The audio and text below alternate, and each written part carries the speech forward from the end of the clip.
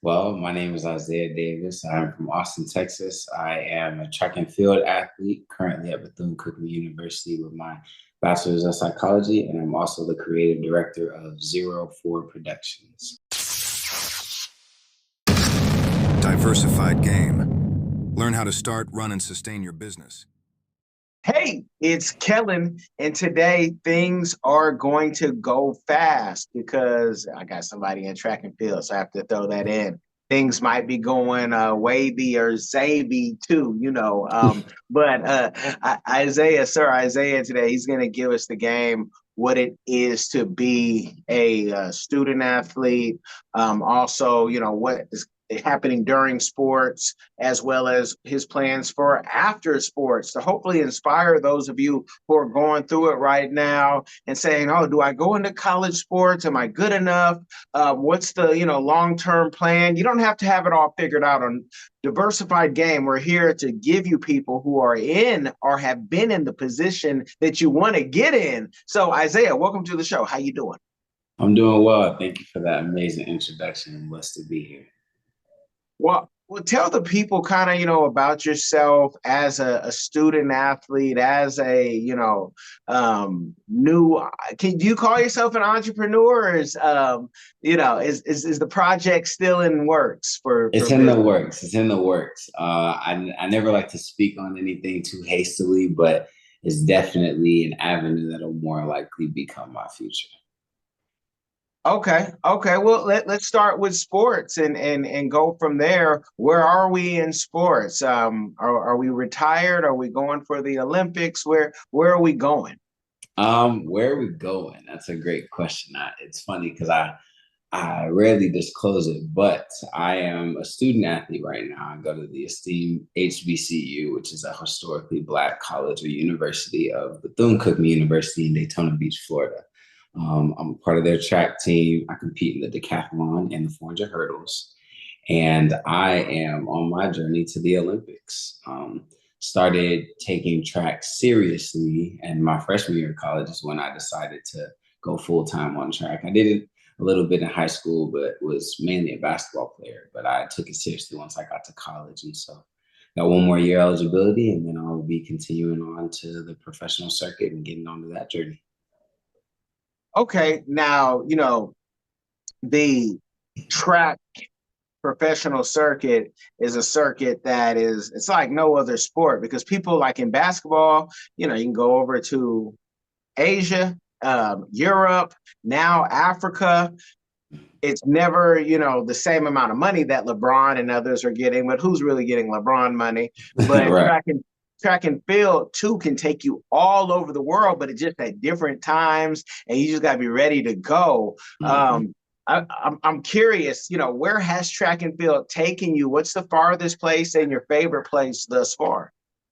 Oh, my farthest and my favorite. Track and field is taking me a lot of places, if I'm being honest. I actually started track and field my freshman year of college at Lewis University, in which I traveled all over the Midwest. I was in Missouri, I was in Illinois, I was in Indiana, I was in multiple different places. But I think my favorite place, and it's a little biased, but I think my favorite place so far has been Miami. We went to Miami this year for one of our track meets at Cookman, and I gotta say, the hotel my coach got us in, the view I had a room to myself. It was one of the most beautiful places I've ever been, honestly.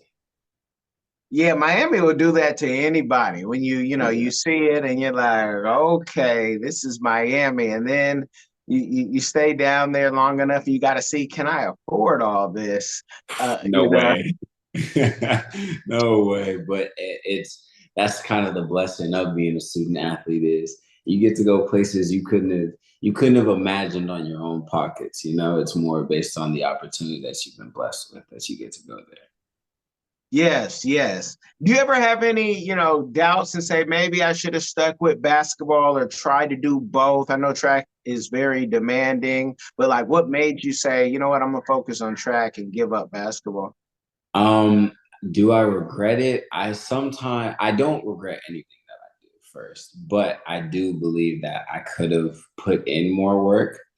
but I'm actually very happy that I chose track and field. I think it's something that allows me to really push my limits as a human, just on my body and on my work ethic, what I'm able to hold. And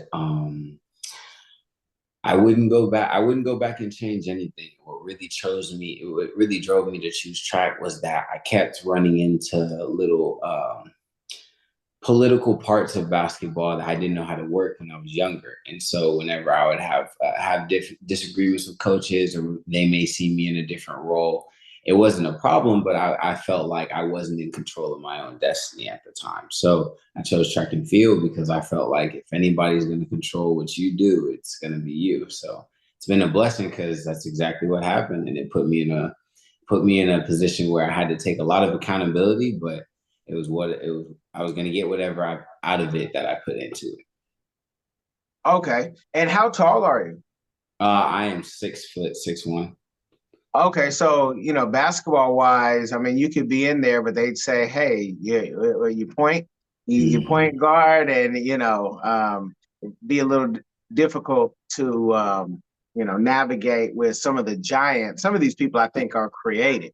I Yeah, think they got they it. can't be real. There's no way they're real. They're coming out like 6'6" in middle school, and I'm like, look, guys, 1 6'6" guy in the city is like okay. It's like five to 10 of them now, and I'm like, bro, this is getting ridiculous.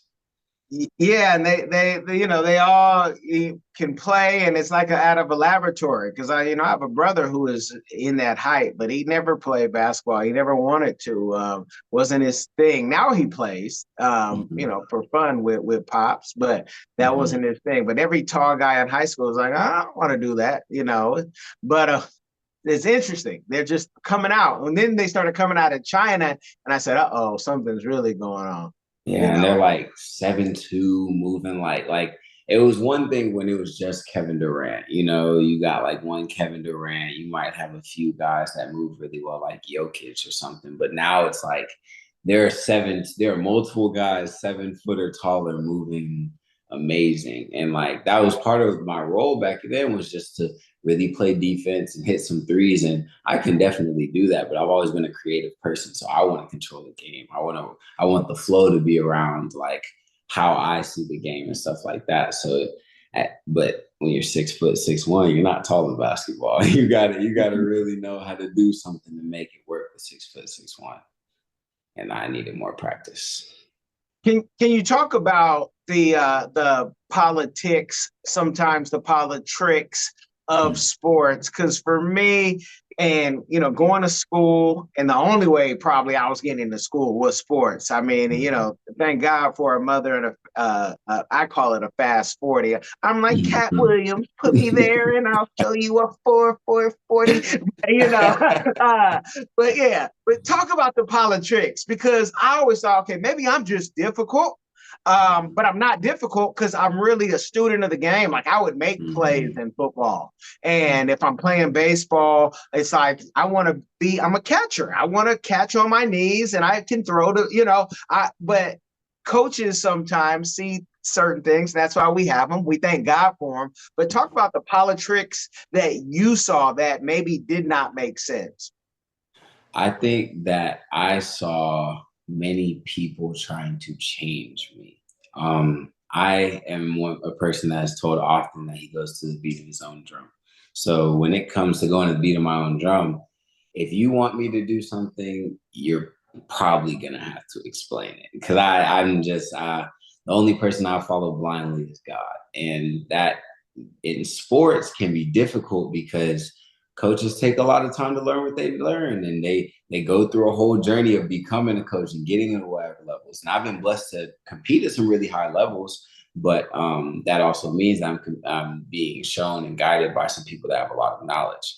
So with that being said, my difficulty at times would be that I felt as if they were trying to change me, and that is where I would end up butting heads or having difficulties, because I would say my point, but they would say what they're actually trying to get out of it. And with a lot of sports, athletes have to figure out, are you going to be there for you, or are you going to be there for the team? And that is a very, very big part of the politics, is that It's more finding a way to buy in. Because even if I felt at times back then that I was the guy, or I had this, or I had done this to prove myself, whatever the case may be, that this is, at the end of the day, it's the coach's team. At the end of the day, you're a part of that culture. And it's something that I've grown to accept and appreciate, because at first, I used to blame my coaches a lot. I used to be like, oh, he just doesn't know what he's got. He doesn't know what he's missing out on, man. Like I got all the skills and I just need a little bit more room to do whatever I want. But it's like, but are you willing to work for that? Are you willing to earn that? Are you willing to take a back seat from what you want to do for a period of time to earn the trust to then be able to go do what you want to do? You know what I mean? Mm-hmm. For example, I actually this year was my first year doing the decathlon, right? And mind you, I came to Cookman to run the 400. I got the chance to run the 400 hurdles. Was pretty decent at it, and I trained at it over the summer to come back and run the 400 hurdles again. But the thing was, my previous time wasn't going to be fast enough to really help us when it came to conference. So my coach brought me in and he sat me down and he was like, hey, look, I'm going to keep it real with you. We might need to change your event for this year to make you a real contributor to the team, to bring something to the team. And I had to sit there and just listen to him. And he broke it down amazingly. He broke down what he was looking at and what I would need to put in and change, but the actual time frame that I had to change it. And he was saying more that it's not that you can't do something, but you have to be realistic in the time frame that you have to do something, right? And so he said, now, mind you, my coach Garen Jackson, he came in as the new head coach of the Thumb Company, and he broke it down to me like this.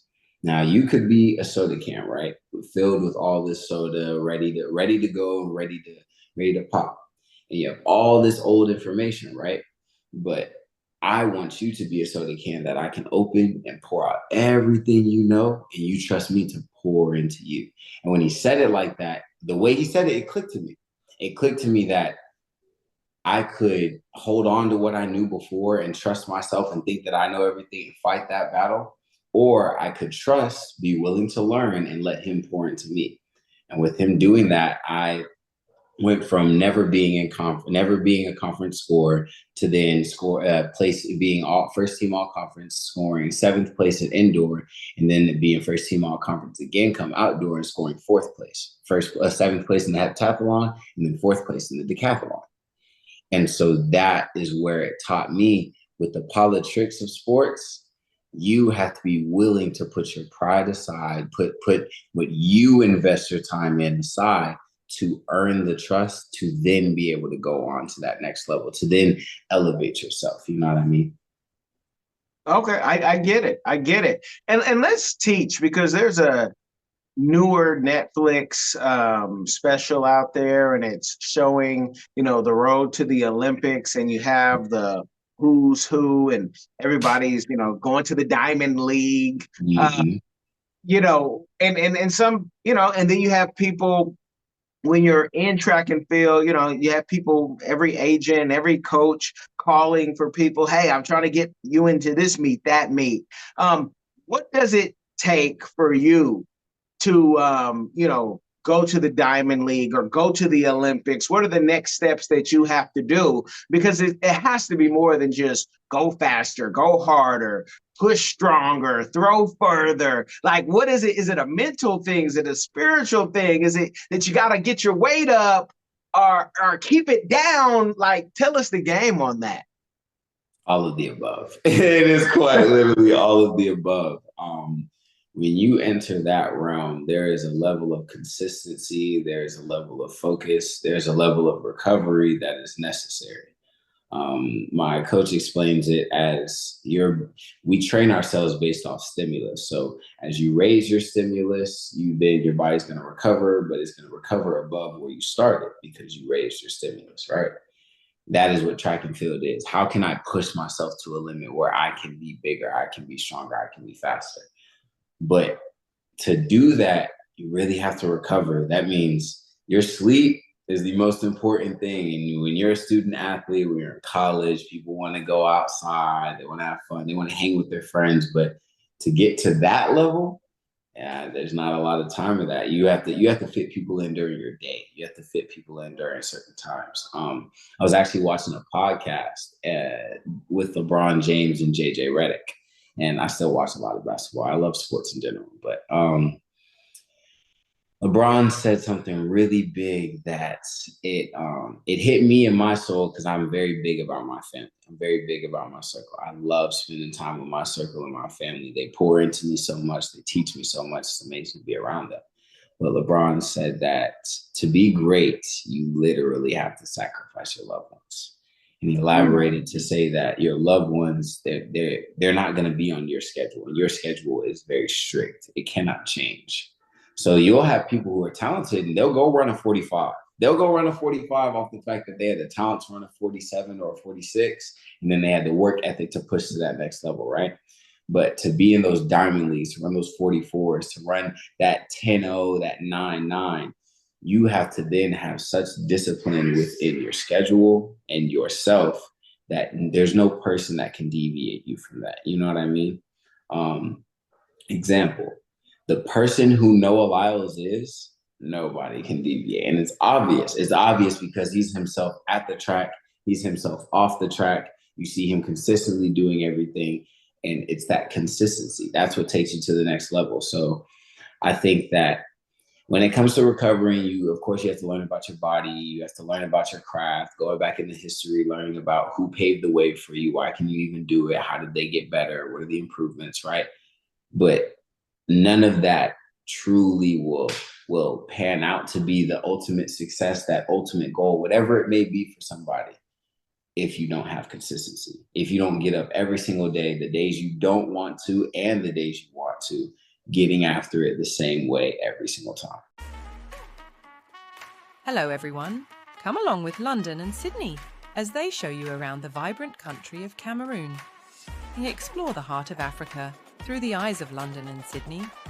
Two explorers who journey across the great city of Yaoundé, exploring its rich culture, vibrant market squares, cultural heritage, and wildlife.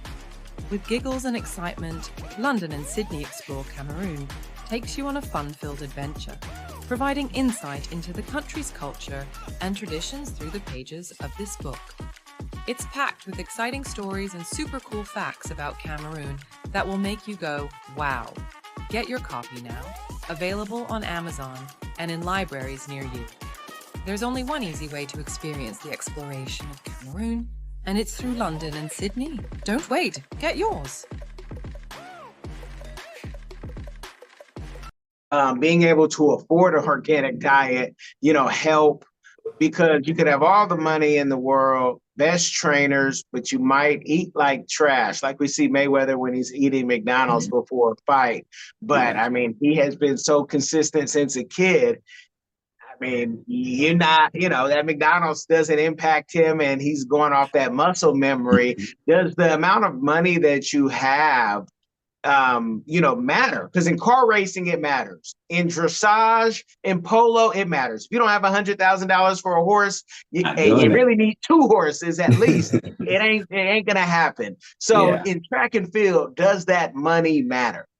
I think it does. I think your investment in your body absolutely matters. I personally shop at Aldi's. I ain't gonna fake it to nobody. And the reason why I shop at Aldi's though is because they actually have very good produce on a pretty affordable price that if you go in there and you know what you're going for, you can get what you need. You can get what you need and be straight. And I think it's more also about knowing what parts of your diet need to be consistent. So for me, I have a high metabolism. I know I need a lot of carbs. I know I need a lot of fruits to stay hydrated. I know I need a lot of vegetables for those fibers and the proteins that are going to heal my body.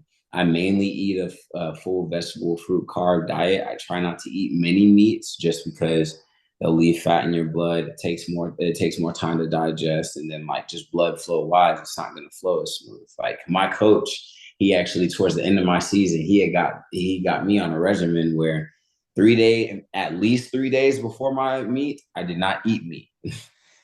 3 days before my meet, I did not eat meat because I wanted all of it out of my blood. I want my blood flowing as fluidly as possible, all the oxygen going good, because your diet is everything, especially in track and field.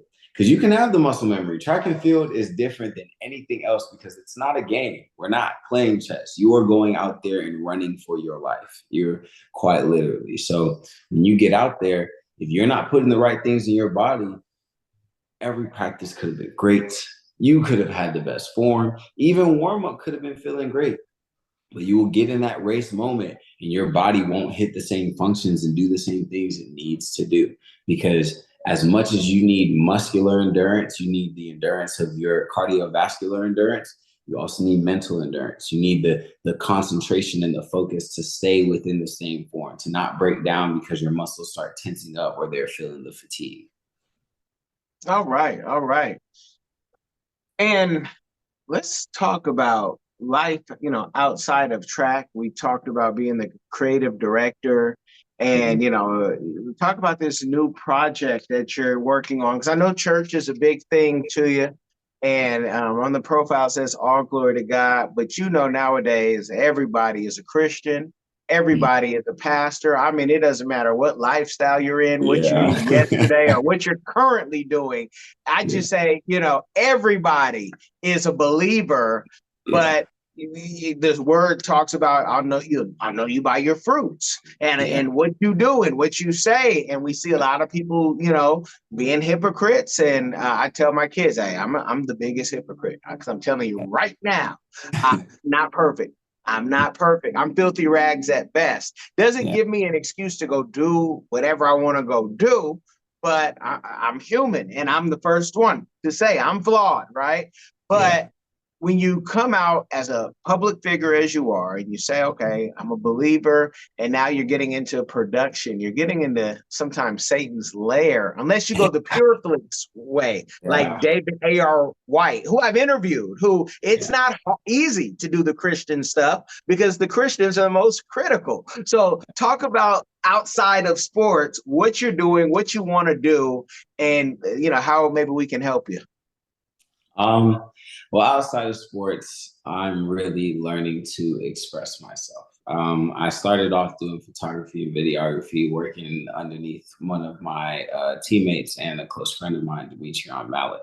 And he has been great in what he produces. Another one of my friends that was my teammate, he's now graduated and moved on, Kimani Richards, they both work together in photography and videography. And I thought it was cool, I thought it was interesting. I used to do it in high school, but I've been so focused on psychology and track to where I didn't add anything else. You know what I mean? So coming out of school, I just graduated. I just got 4th place, which was the highest I had ever gotten. And I'm just on this high of just feeling like, wow, they're a blessing. I'm good, and I really got into my word whenever I got to college. And then especially these past 2 years, just because I've been more attentive to what God has shown me, what I've been blessed with, and then taking myself out of it, not just because, of course, he gets all the glory and all the praise, but also because it takes the burden off myself to have to carry so much. You know what I mean? I feel like, especially as a student athlete,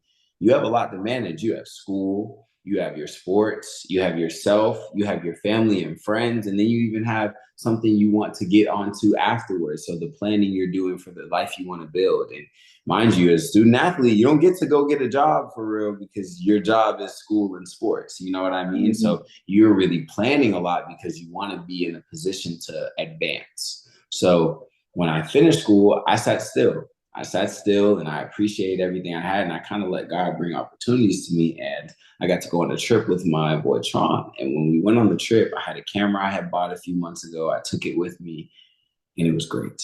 I got to sit back and not be in the light for a second. Because in track and field, because individual, you feel like the spotlight's on you. You feel like everybody's watching your every move, and they really are.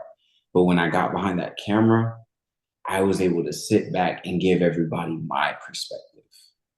And on my page, it actually says capturing quality moments. And so with the 04 Productions, I just look to capture quality. I look to capture the best image I can because in my eyes, life is beautiful. I see beauty in every single aspect of life. I think everything has its own beauty. And so with all of that being said, when I really got into it and started like, man, I want to express myself. I want to get into this. I want to create things, maybe make a short film, maybe do photography and videography. You saw the real other side of it though. You know what I mean? You saw Satan's lair really open up and for me, I had to sit back and be like, whoa, what is all this? Because it's not me. I'm not, you're not gonna see me posting my body all over Instagram. You know what I mean? You're not gonna see me with any drugs or anything like that. So when you see in production though, that is a part of the creativity and form of expression that a lot of people use. It can make you sit and wonder, all right, what do I actually want to get into? What am I actually trying to insert myself into? Because this is different. And so for me, it became, how can I bring the wholesome moments for everybody to appreciate? How can I, that is my different, that, because I feel that when it's wholesome, when it's beautiful, then it's something that everybody can relate to, whether it's in a positive way of like, wow, I just saw something like that, or it's in another way where it's like, man, I wish I had that. You know what I mean? Regardless, I want to give somebody the chance to feel what that feels like. And I think that exemplifies the Lord, because I think a lot of times people believe that when you are living with Christ, that there's a lot of chastising. When you are living with Christ and you're on this journey and this walk with Christ, you're always getting on yourself for the mistakes you make. But he explained to us that we're always going to make mistakes. We're not perfect. We're literally made in his image and likeness, but we are not him. And so when I see that part, that's why I catch the wholesome moments. That's why I catch the moments of beauty, because there's so much that we can say that we don't do and that we struggle with, and that's hard, that like it can make it hard to get up and wake up every day with a smile on your face saying, well, I'm ready to spread the gospel and give love and show everybody a hug and a smile, you know? But when you have somebody that's able to catch that, that's able to catch some beautiful moments and just catch beauty in a person and beauty out of a moment, then it's like, okay, well, maybe I have something to look forward to. Maybe there is a moment that I can see and just get to appreciate that moment right there. Okay, that's awesome. And I mentioned Pure Fix earlier, but there aren't a lot of production houses that are Black that focus on the Christian space. I wrote the book, and to this day on Amazon, I find it to be the only book on the Christian entertainment market.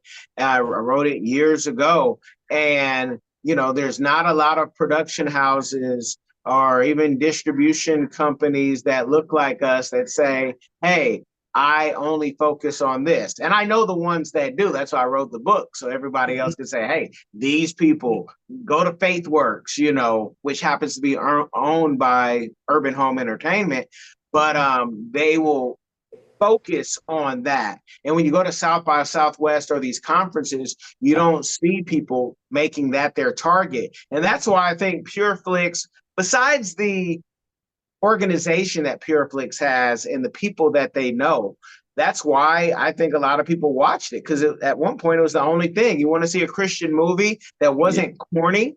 Yeah, that was real.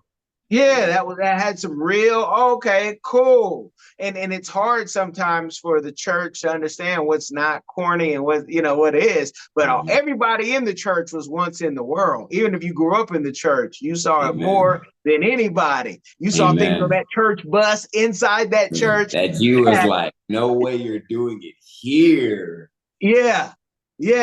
But they do. And so, that might be a lane, because I've seen, I have friends who have been models, tall African women, and they say, you know what, Kellen, I can't do it. I'm only going to model with my hijab, and I'm going to be full, burqa, all that, right? And that's where, and they found a lane to do that.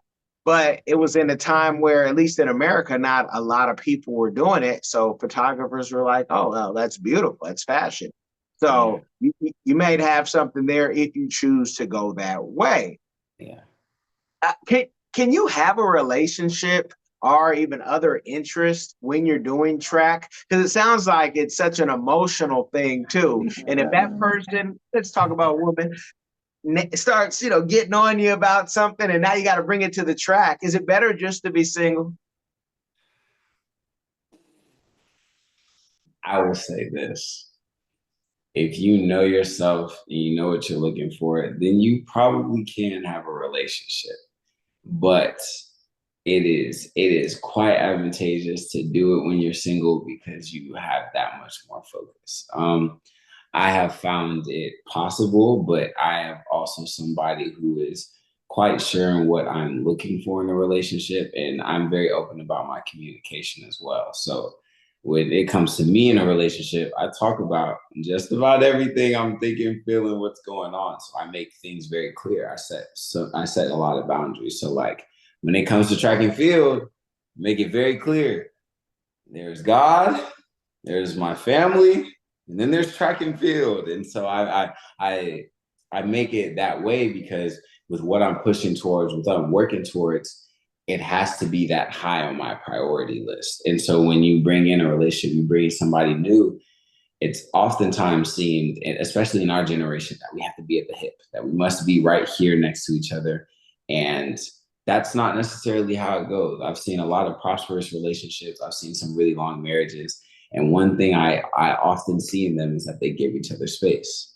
And I think that you really just need to learn how much space am I giving? What space is necessary, I think in track and field, it's much easier if you probably have a relationship in track and field because nobody's gonna understand you unless you've done it before. Because your work ethic is different, your consistency is different, your schedule is completely different.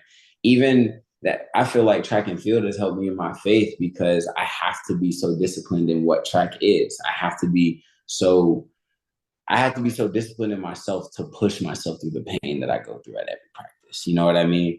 I'm currently training by myself right now just because a lot of people on my team are in different states right now. There are a few that are here in the city that I see at times, but a lot of them are in different states. So I'm the one that makes myself go out there every day. There's nobody telling me like, hey, Isaiah, you should get a workout in. There's nobody being like, hey, I know you're tired and you're sore and you just got off work and you want to go home and just take a nap, but you need to get a workout in.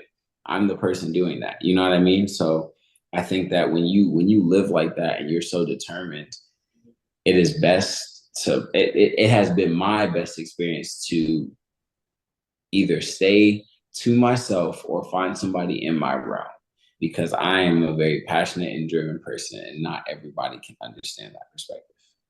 Gotcha. And you say somebody inside track and field, people who are in medicine as well as other forms of entertainment feel the same way because it's very hard for you to understand. I've known my wife for over 20 years.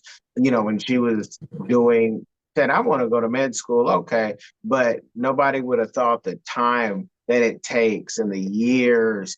And because as an entrepreneur, I'm like, okay, this is like opening up a new business where you're not getting paid always, while you're in med school. And so I totally get that. But equally yoked, again, the scripture has answers for everything. You got to find people who are equally yoked and understand delayed gratification. We're going for something bigger. The problem I would see in sports is you have a lot of vultures around waiting for you to win, waiting for you to make it big. And then it's, oh, remember when I wiped your diaper? Remember when I got you some food? Yeah. It's just, that's just the nature of the beast. But you have a very giving heart. I know you have a love for the kids. Can you tell the people a community give back that you are doing or that you would like to do in the future? Well, I can start with what I'm doing. I might have to run to grab a charger really fast just because my device is about to die. But I'll say this really quick. Currently, I am working with the Catalyst Intervention Program. So this is an academy where we teach literature and leadership. And so it's a free camp for kids that they come during the summer, and we have different activities throughout the day, and where we read, where we write, and where we learn how we work on our speaking or different artistic activities, whatever the case may be. And it's been a 6-week program. I started in early June. In July 19th, or July 18th, we actually have a showcase that day. And it's been amazing. It's been amazing to pour back into my community, as the majority of our demographic is of the Black community. We have a few Latino and Caucasian kids as well, but it's been amazing. It has been an amazing experience because I get to give back in a way that nobody gave to me and looked like me. There was plenty of opportunities I got growing up. My family has blessed me with so much opportunity, so much exposure that I couldn't repay them if I ever wanted to. It's been a blessing. But there were times where I would go somewhere great or I would like something but they wouldn't look like me. And the problem is not necessarily that they didn't literally look like me, but I may be misunderstood. So there would be times where I'm emotional, or times where I'm upset with how somebody's treating me, or I'm so frustrated that I can't figure out what's going on. And just me as a young Black male being passionate about it or being frustrated and feeling like nobody understands me, I would be told that I was doing too much. I would be told that you're just getting too angry. You need to calm down, or different things like that. And at this camp, instead of telling somebody they're doing too much, I get to ask them, "What are you feeling?" I get to ask them, "What are you thinking right now? Let's slow it down." I get to talk to them face to face as somebody that's been in their shoes and tell them, like, let's take a deep breath. I know it sounds corny. I know it sounds like the last thing you want to do, but let's take a deep breath. And then after telling them that, watching them literally experience that change, experience a deep breath, breathe it out, and like you watch their face relax. You watch them begin to think and understand what's going on. You know what I mean? And so it's the beginning of hopefully many more times I get to touch the youth, many more times I get to give back to a generation that is not touched enough, just because of how hard our community has to work to keep afloat, how hard our community has to work to create an opportunity to take care of these kids and these families. You know what I mean? So that's what I'm doing now, and I hope that it segues into me being able to have something where I'm able to pour back into the youth, especially through sports, because sports gave me what I needed, but it's mainly from the point of just giving back to the youth, giving back to them game and experiences and communication that they may have never got before. Well, I love it. I love it. And you guys, I hope you love it.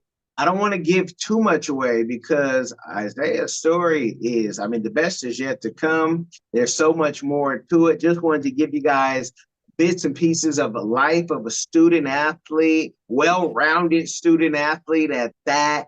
Not crazy, not on drugs, not trying to, not just a good, wholesome person. And I already know some of y'all ladies are gonna say, "Hey, Kelly, come hook me up." I am the date doctor, but we're gonna do this in order. So you gotta have your stuff together too.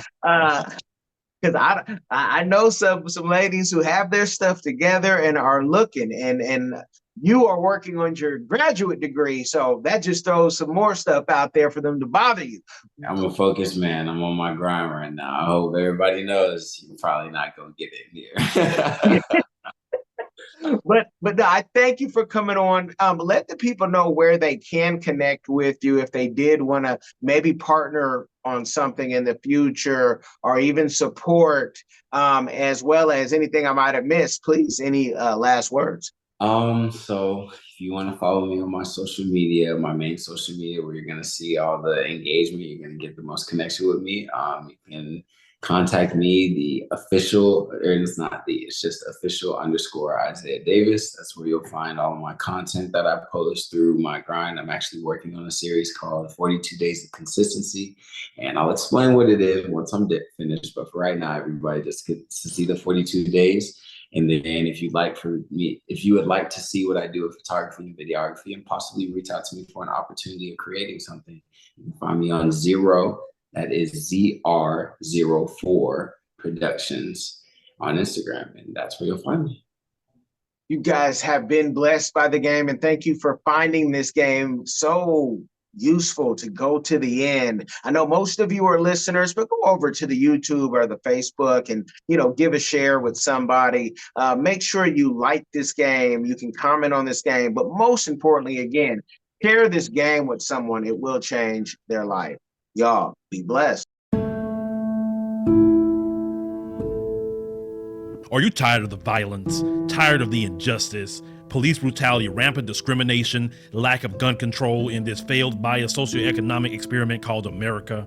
Or maybe you need a break from the relentless grind and want to regain control of your destiny, your wealth, your health, and your purpose. DiversifiedGame.com has the right course for you. Prepare for my first trip to Africa. Looking to reconnect with your roots, start a new business, or just a fresh start. Africa, aka the motherland, is waiting. Don't let the Chinese and the Mzungus have the fun and also take over the motherland.